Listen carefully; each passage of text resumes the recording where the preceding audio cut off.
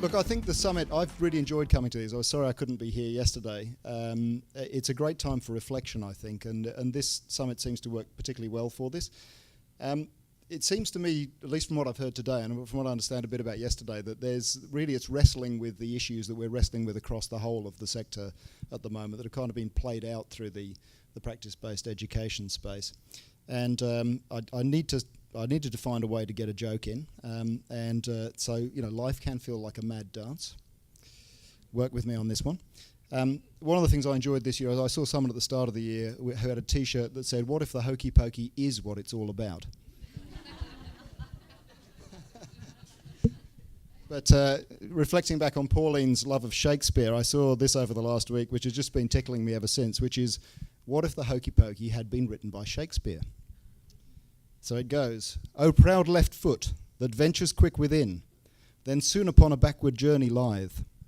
Anon, once more the gesture, then begin, command sinistral pedestal to writhe. Commence thou then the fervid hokey poke, a mad gyration, hips in wanton swirl, to spin, a wild release from heaven's yoke. Blessed dervish, surely canst thou go, girl." The hoke, the poke, banish now thy doubt. Verily I say, 'tis what it's all about.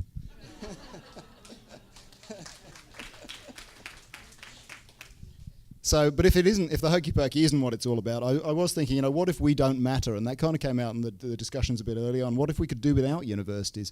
And if people saw Jim Barber's comments about MOOCs this week, he said, in theory, you really could jettison UNE's entire on-campus operation, get rid of enormous cost and run a fairly lucrative online operation, but the sort of damage that does to the Armidale region for the foreseeable future is unconscionable. It's an interesting comment, I thought. I mean, I didn't entirely agree. I sort of half agree with Jim, but I didn't entirely agree with him. Because if he were right, there wouldn't really be damage to the Armidale region. If he were right that students in Armidale could be successfully and satisfactorily educated by taking a MOOC out of Los Angeles or New York, then what would the problem be? But I don't think he's right about that still quite. And, so why should we matter, I thought was kind of the question. And people definitely used to think that we mattered. Every town, at least they still do. Young wants us to set up a campus in Young. Griffith would like a campus in Griffith. And I think the experience of Vice-Chancellors everywhere, including metropolitan centres, is that people want a university thing in their area. So people do value universities. I wanted just to mention then the University Acts question that got touched on earlier on. Having had a look at these, often teaching actually comes first. We tend to put research first. We often talk about the primacy of research in universities, but many of the acts actually put teaching first. So the Monash and Melbourne Acts particularly do. I think the Victorian Acts seem to put teaching first. There is a bit of boilerplate about the New South Wales Acts, which talks about scholarship first, but when it gets to the objects in more detail, again, teaching comes out. So I think the community wants us to teach. They do want research, but they really primarily want universities because of what it delivers into the heads of people.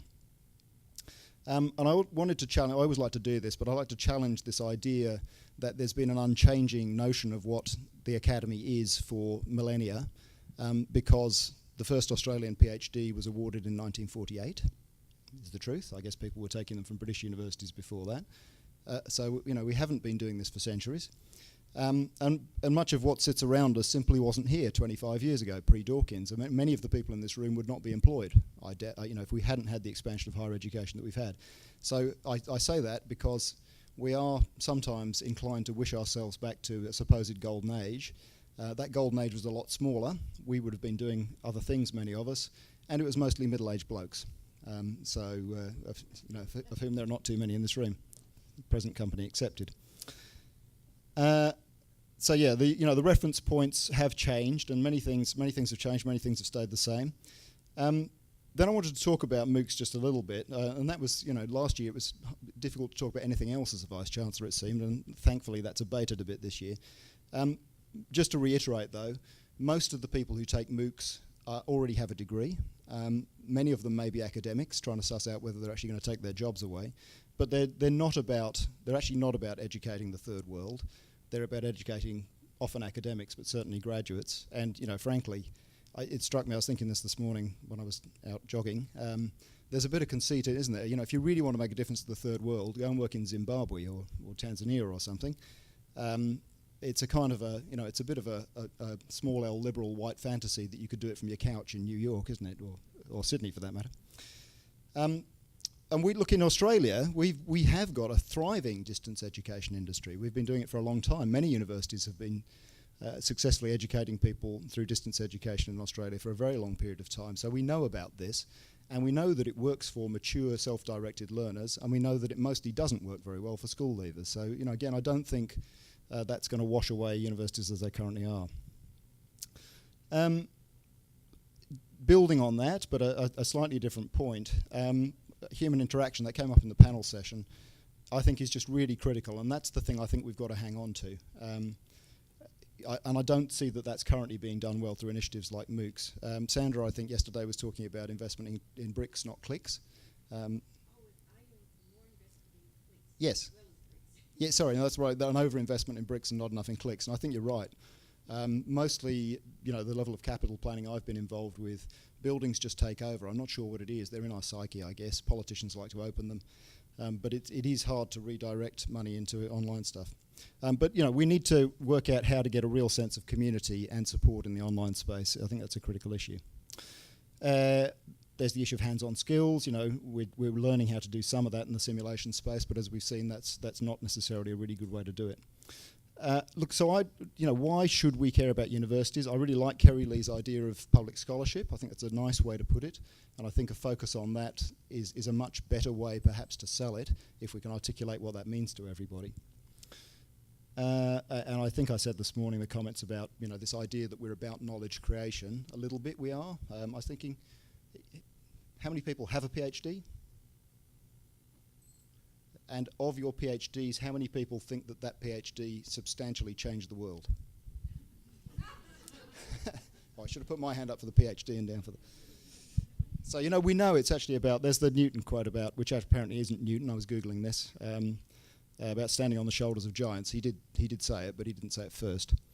It goes back to medieval times. So, you know, we build on the work that's gone before, and I think that's a much better way to talk about it. So, you know, other reasons that people should want universities, I think the role of societal critic is important. So, you know, big and small c critical thinking, I think, is really important. One of my little quips is to say one of the problems with universities now is no one's prepared to drink hemlock in the public square anymore. However, I have to say, I've been thinking about establishing a Vice-Chancellor's Award for gumption, because I don't know if people saw the case about Coles getting taken to task by the ACCC for misrepresenting what had happened with milk prices. That was one of our vet students did that. Made a video and put it out there, so that's fantastic. So the students are doing it. I'm not sure we're doing it as universities.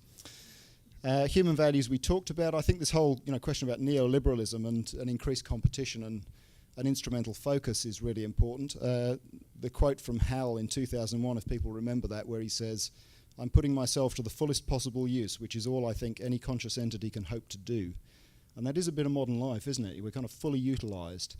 We're not sure what for, we're not sure if we're enjoying it, but we know we're busy.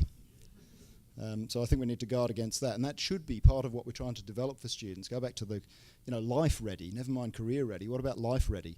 Let's teach people how to live.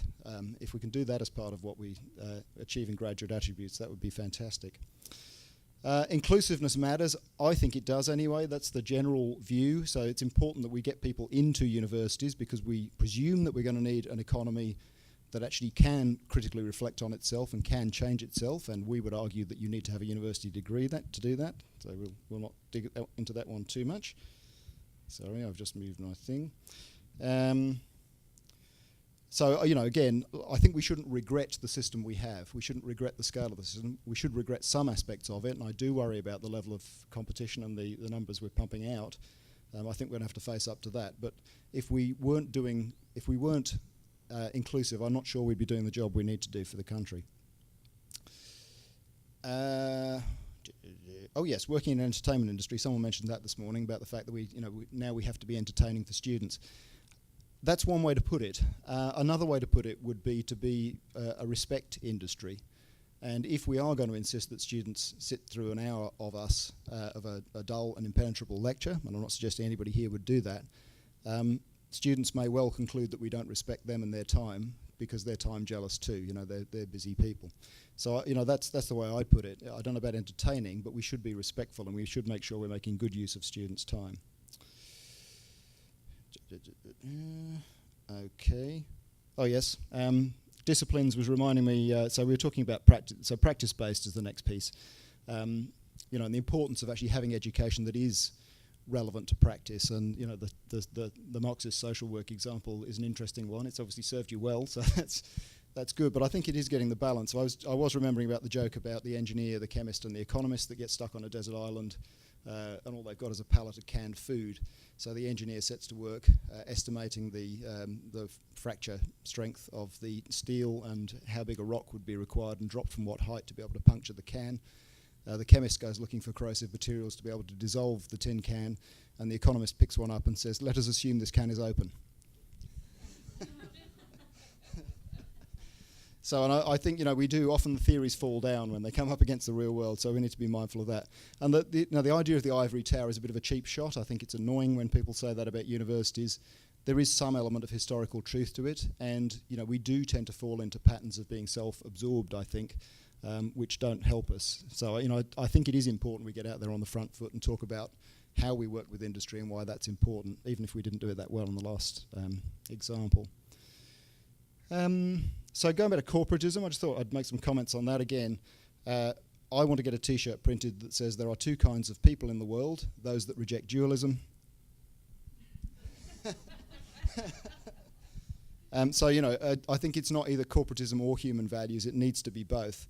And another gag is too much economic rationalism bad for you? Yes, that's what too much means. But we have a structure in society.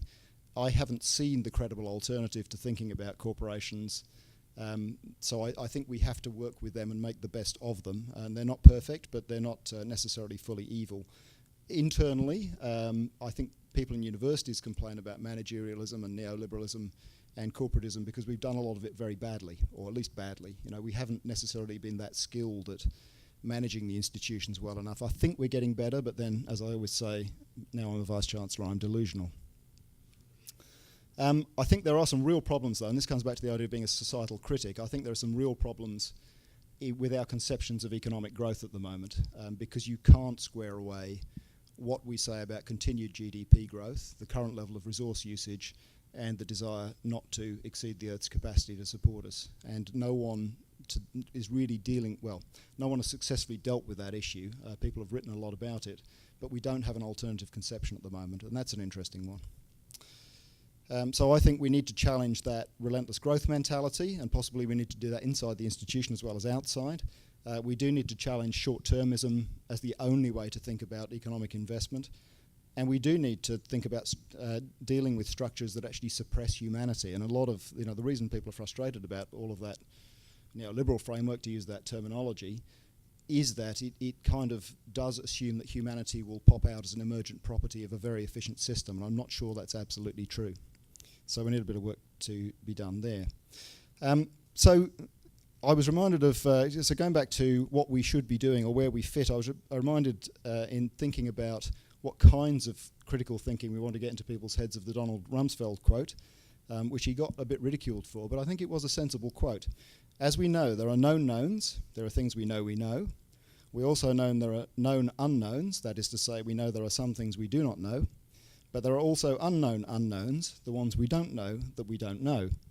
And it was used in the context of the Iraq War, which probably didn't help. But going back to the discussion we had at the start of this morning, school is really about known knowns. We teach people the things that we know they need to know.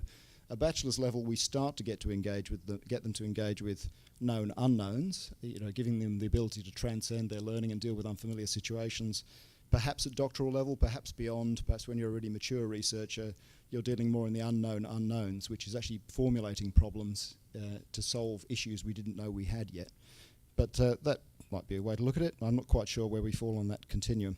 So that's it. I mean, I think, and I'll just make a bit of comment about language after that, but for me, this summit is valuable, and this whole enterprise around practice-based education is valuable because I don't think we can keep our legitimacy as a sector, as an industry, as universities, if we're not paying appropriate respect to that. That is what society demands of us. It's not all they demand of us, and it shouldn't be creating, small notion of work-ready graduates, even creating a small notion of career-ready graduates, isn't the only thing we should be about. We should be a critic of society. We should help us as a species think through our problems, and that requires a broader view. So the last thing I just want to make a bit of a comment on was language. And I don't know how to solve this problem, but it does strike me that much of our language is military-based, and as Joy was pointing out, boys' language. So, we talk a lot about bang for the buck, and I've tried to think of an alternatively illiterate phrase to deal with that, like dharma for the dollar, perhaps. But I haven't got that one to take yet.